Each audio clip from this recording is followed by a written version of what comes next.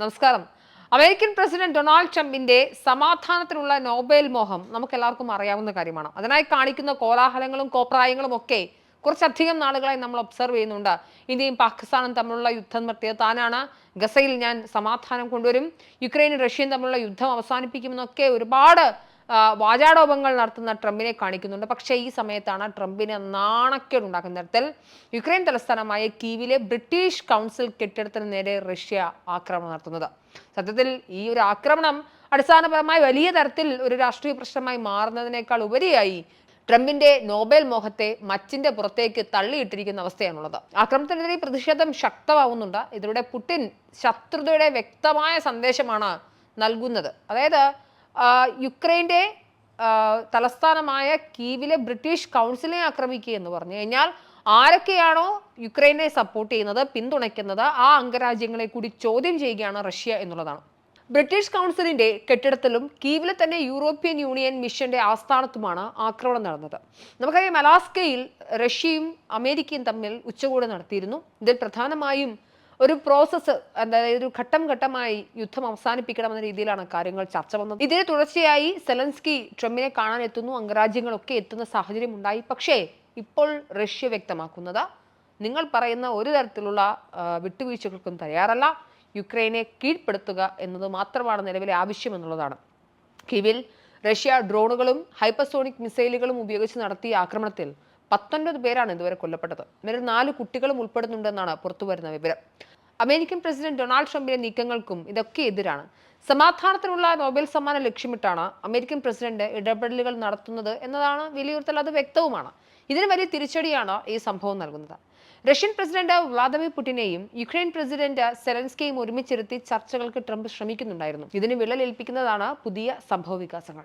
കീവിലെ British കൗൺസിലിന്റെ 2 കെട്ടിടങ്ങളും തകർന്ന് തരിപ്പണമായിട്ടുണ്ട്. പുലർച്ചെയോടെ നടന്ന മിസൈൽ ആക്രമണത്തിന്റെ ദൃശ്യങ്ങളും പുറത്തു വന്നിട്ടുണ്ട്.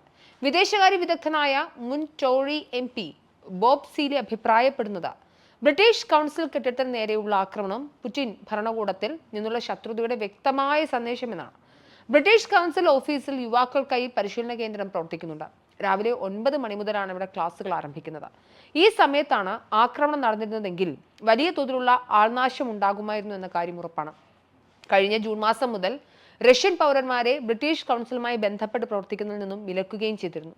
ഇത് ബ്രിട്ടന് വേണ്ടി ചാരപ്പണ നടത്തുന്ന പ്രസ്ഥാനമാണെന്നാണ് റഷ്യ ആരോപിക്കുന്നത്.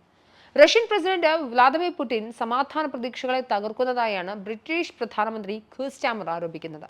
യൂറോപ്യൻ യൂണിയൻ ജീവനക്കാർക്ക് ആർക്കും പരിക്കില്ലെങ്കിലും ബ്രിട്ടീഷ് കൗൺസിൽ ഓഫീസിലെ ഒരു സുരക്ഷാ ഉദ്യോഗസ്ഥന് പരിക്കേറ്റു. 629 ഡ്രോണുകളും മിസൈലുകളുമാണ് ആക്രമണത്തിന് റഷ്യ ഉപയോഗിച്ചത്. യുക്രൈനിന്റെ വിദ്യാഭ്യാസ സാംസ്കാരിക ബന്ധങ്ങളെ തുടർന്നും പിന്തുണയ്ക്കുമെന്ന നിലപാടിലാണ് ബ്രിട്ടീഷ് കൗൺസിൽ ഉള്ളത്. 17 വർഷത്തിലേറെയായി പുടിൻ ഭരണകൂടം ബ്രിട്ടീഷ് കൗൺസിലിനെതിരെ പല നടപടികളും കൈക്കൊണ്ടിട്ടുണ്ട്.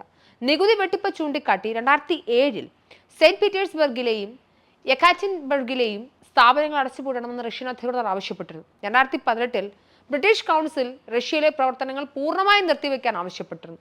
കഴിഞ്ഞ ജൂണിൽ ബ്രിട്ടീഷ് കൗൺസിലിലെ അനഭിമത സംഘടനയായി പുടിൻ പ്രഖ്യാപിച്ചിരുന്നു. ആക്രമണത്തിന്റെ പശ്ചാത്തലത്തിൽ ബ്രസൽസിലെ റഷ്യൻ സ്ഥാനപതിയോട് നേരിട്ട് ഹാജരാകാൻ ആവശ്യപ്പെട്ടും കഴിഞ്ഞു. ആക്രമണങ്ങളെ ഭീകരവും മനഃപൂർവ്വമായ സിവിലിയൻ കൊലപാതകം എന്നാണ് യുക്രൈൻ പ്രസിഡന്റ് സെലൻസ്കി വിശേഷിപ്പിച്ചത്. റഷ്യക്കെതിരെ കൂടുതൽ കർശനമായ നിലപാട് സ്വീകരിക്കാൻ അദ്ദേഹം ചൈനയോടും ഹംഗറിയോടും ആവശ്യപ്പെട്ടിട്ടുമുണ്ട്. അമേരിക്കൻ പ്രസിഡന്റ് ഡൊണാൾഡ് ട്രംപിന്റെ നേതൃത്വത്തിൽ സമാധാന ചർച്ചകളൊക്കെ പുരോഗമിക്കുക നടത്തിയ ആക്രമണത്തിൽ റഷ്യക്കെതിരെ വിവിധ ലോകരാജ്യങ്ങൾ വിമർശനം കടുപ്പിച്ച് രംഗത്തെത്തിയിട്ടുമുണ്ട്. അതായത് അടുത്തെങ്ങും യുദ്ധം അവസാനിക്കാൻ യാതൊരു സാധ്യതയുമില്ല എന്ന തരത്തിൽ തന്നെയാണ് റഷ്യയുടെ നിലപാട്. നയതന്ത്ര ചർച്ചകൾക്ക് പകരം റഷ്യ മിസൈലുകൾ തെരഞ്ഞെടുത്തുവെന്ന വിമർശനവുമായി യുക്രൈൻ പ്രസിഡന്റ് വ്ളാദിമിർ സെലൻസ്കി ആദ്യം രംഗത്ത് വന്നിരുന്നു. പിന്നാലെ അമേരിക്ക, UK, ഫ്രാൻസ് രാജ്യങ്ങളടക്കം റഷ്യക്കെതിരെ വിമർശനം ഉന്നയിക്കുന്നു. സമാധാന ശ്രമങ്ങൾക്ക് പുടിൻ തുരങ്കം വയ്ക്കുകയാണെന്നാണ് UK പ്രധാനമന്ത്രിയും പറഞ്ഞു വെക്കുന്നത്. എന്തായാലും സമാധാന ചർച്ചകൾ എങ്ങും എത്തുന്നില്ല എന്ന് മാത്രമല്ല, റഷ്യ നടത്തുന്ന ആക്രമണം അത് അങ്ങേയറ്റം പ്രതിഷേധാർഹമായി യൂറോപ്പിലാകമാനം വ്യാപിക്കുകയാണ്. ഇതിൽ സെലൻസ്കിയെയും അല്ലെങ്കിൽ യുക്രൈനെയും പൂർണ്ണമായും പിന്തുണയ്ക്കുക എന്ന രീതിയിലേക്കാണ് ഈ അംഗരാജ്യങ്ങളെല്ലാം എത്തുന്നത്. പക്ഷേ ഇവിടെ ഏറ്റവും പ്രധാനമായി മനസ്സിലാക്കേണ്ടത് നോബൽ സമ്മാനം ട്രംപിന് ഇനി പെട്ടെന്നൊന്നും കിട്ടില്ല എന്ന് തന്നെയാണ്.